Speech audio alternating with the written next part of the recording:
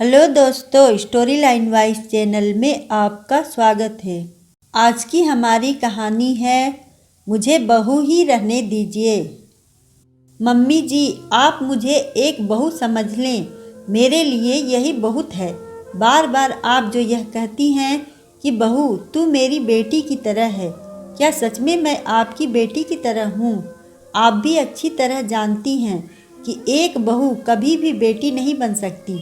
मैंने चाहे कितना भी आपको खुश करने की कोशिश की हो, हर बात आपकी सर आँखों पर रखी हो, किंतु फिर भी आपको मुझ में कोई न कोई कमी नज़र आ ही जाती है। पलक दीदी सुबह 9 बजे से पहले कभी नहीं उठती, किंतु एक दिन मैं 7 बजे उठी थी। तब आपने कितना हंगामा किया था। मेरे एक दिन देरी से उठने पर घर की सारी व्यवस्था चरमरा गई थी। सभी भूखे रह गए थे, क्योंकि अगर मैं खाना बनाकर ना दूं तो किसी को खाना ही न मिले। जब भी हम कहीं बाहर जाते हैं, आप मेरा घूंघट खींच खींच कर नीचे करती रहती हो कि समाज क्या कहेगा। चाहे दीदी ने शॉर्ट ड्रेस ही क्यों न पहनी हो और उसमें आपको कोई बुराई नज़र नहीं आती। मैं यह नहीं कह रही कि आप मुझे और पलक दीदी को एक सा माने, किंतु मुझे बस बहू रहने दीजिए ताकि मैं बेटी जैसी उम्मीदें न पालूं। मैं और दीदी दोनों एक साथ प्रतियोगिता परीक्षाओं की तैयारी कर रही हैं, किंतु आप उनके लिए कभी बादाम, कभी दूध या कभी गर्मा गर्म नाश्ता उनके हाथों में देकर आती हैं, और यह सब मैं बनाती हूँ। किंतु मुझे पढ़ाई करने की छूट तब मिलती है जब मैं घर का सारा काम निपटा लूँ। सभी माँ ऐसी ही होती हैं कि वह अपनी बेटी को तकलीफ में नहीं देख सकती, किंतु जब कभी भी मैं बीमार पड़ी हूँ, आपने हमेशा उसे मेरा नाटक समझा है। मेरे उठने में, बैठने में, बाहर आने जाने में, बीमारी में आपने कब मुझे नहीं टोका।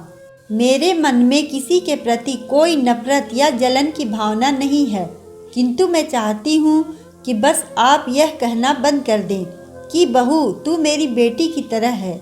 मैं जब ससुराल में आई थी तब मेरी माँ ने मुझे समझाया था कि बहू के क्या क्या नियम कायदे होते हैं, और मैंने वह सब पूरे करने की हर संभव कोशिश की है, किंतु मेरी वह कोशिश आपको कभी नज़र नहीं आई। माँ, मैं भी तो कभी दीदी के जैसी थी। ससुराल आते ही मैं कैसे इतनी सारी जिम्मेदारी निभा सकती थी। न चाहते हुए भी मुझसे छोटी मोटी भूल हो ही जाती थी।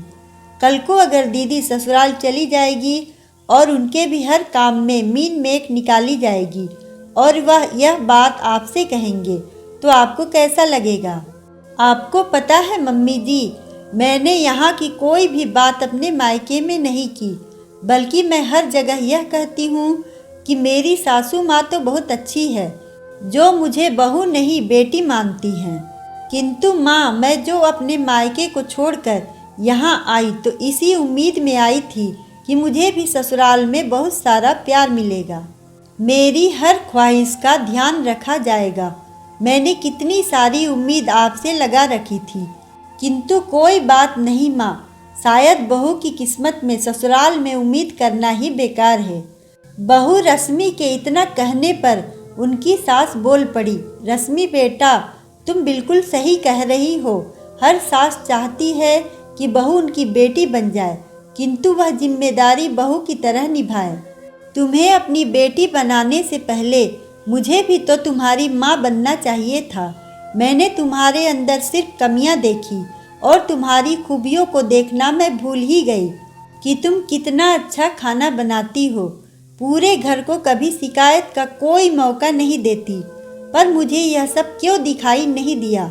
मेरे बीमार होने पर तुम भाग भाग कर सारा काम करती रही, और तुम्हारी बीमारी को मैंने हमेशा नाटक समझा।